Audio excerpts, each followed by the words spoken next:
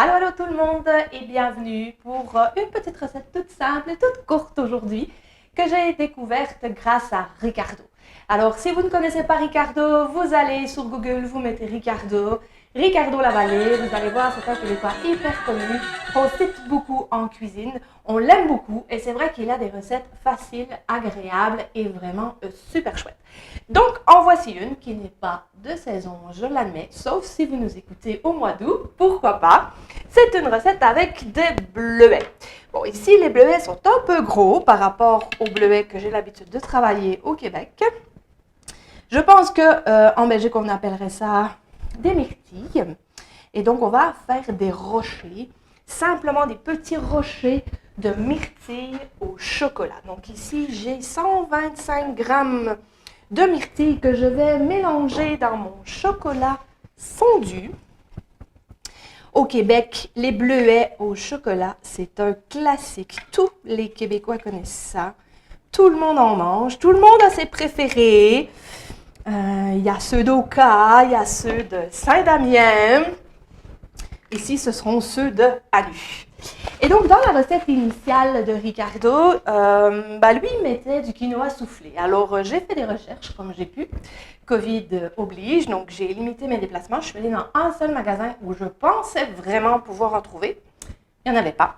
Donc, j'ai trouvé quelque chose de similaire, finalement, à la châtaigne. J'aime beaucoup le goût de la châtaigne.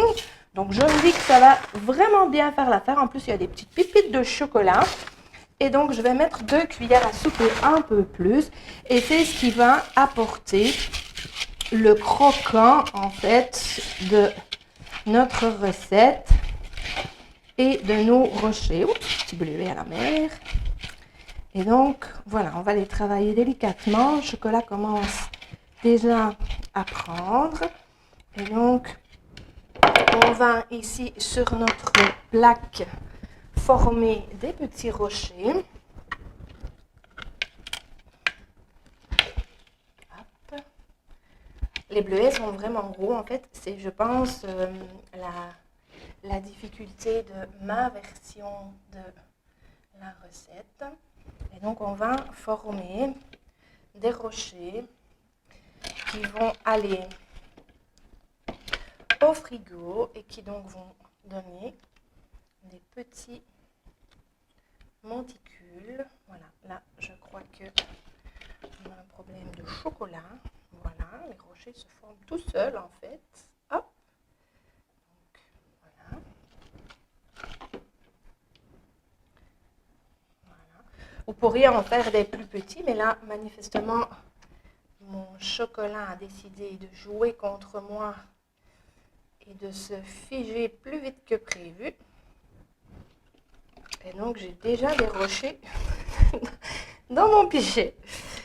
Voilà. Ceci dit, ça nous permettra du coup d'y goûter plus rapidement. Voilà. Hop. Donc, on va faire nos petits tas qui vont aller se figer. En voilà encore un. Donc les miens sont vraiment gros comparativement à la version de Ricardo. Vous pouvez faire des plus petits si vous voulez. Donc voilà. Celui-là, à mon avis, il ne voudra pas prendre ensemble parce que le chocolat est déjà... Voilà. Donc on va malgré tout envoyer tout ça au frigo. Et donc on se retrouve dans quelques minutes pour le résultat.